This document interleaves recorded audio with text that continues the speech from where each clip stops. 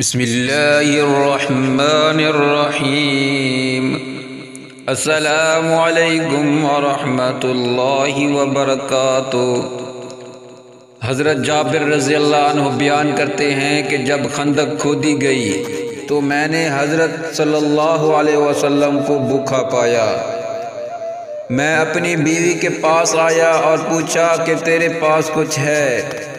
اس نے ایک تھیلا نکالا جس میں ایک سائی جو تھی اور ہمارے پاس ایک بکری کا بچہ پلا ہوا تھا۔ میں نے اسے ذبح کیا اور میری بیوی نے آٹا پیسا، وہ بھی میرے ساتھ ہی فارغ ہوئی۔ میں نے اس کا گوشت کاٹ کر ہانڈی میں ڈالا۔ اس کے بعد میں حضرت صلی اللہ علیہ وسلم کے پاس لوٹا۔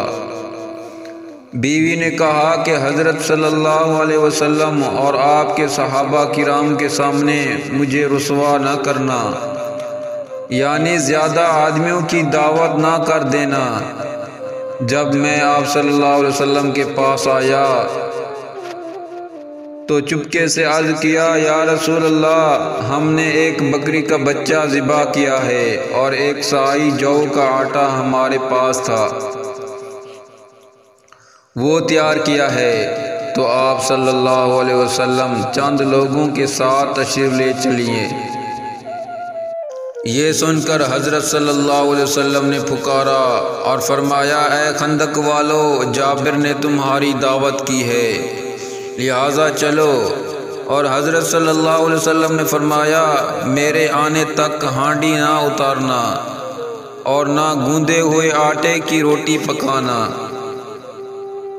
چنانچہ میں وہاں سے آیا اور حضرت صلی اللہ علیہ وسلم بھی تشریف لائے اور آپ صلی اللہ علیہ وسلم سب لوگوں کے ساتھ آگے تھے۔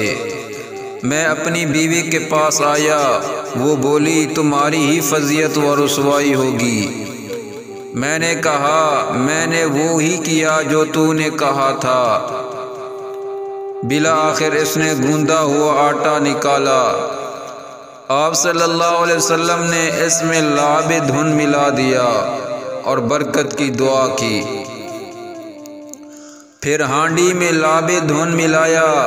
اس کے بعد فرمایا، ایک روٹی پکانے والے کو اور بلا لو جو میرے ساتھ روٹی پکائے، اور ہانڈی سے سالن نکالو، مگر اس کو اوپر سے نہ اتارنا۔ حضرت جابر رضی اللہ عنہ بیان کرتے ہیں کہ اس وقت حاضرین 1000 تھے، اور میں خدا کی قسم کھا کر بیان کرتا ہوں کہ سب نے کھایا، یہاں تک کہ چھوڑ دیا اور لوٹ گئے، اور ہماری ہانڈی کا وہی حال تھا کہ ابل رہی تھی اور آٹا بھی اس طرح تھا، اس کی روٹیاں پک رہی تھیں۔ سبحان اللہ۔ اگر آپ کو ہماری یہ ویڈیو اچھی لگے تو شیئر ضرور کریں، کیونکہ ہر اچھی بات کو شیئر کرنا صدقہ جاریہ ہے، اور اس چینل کو سبسکرائب کریں۔ جزاکم اللہ خیرا۔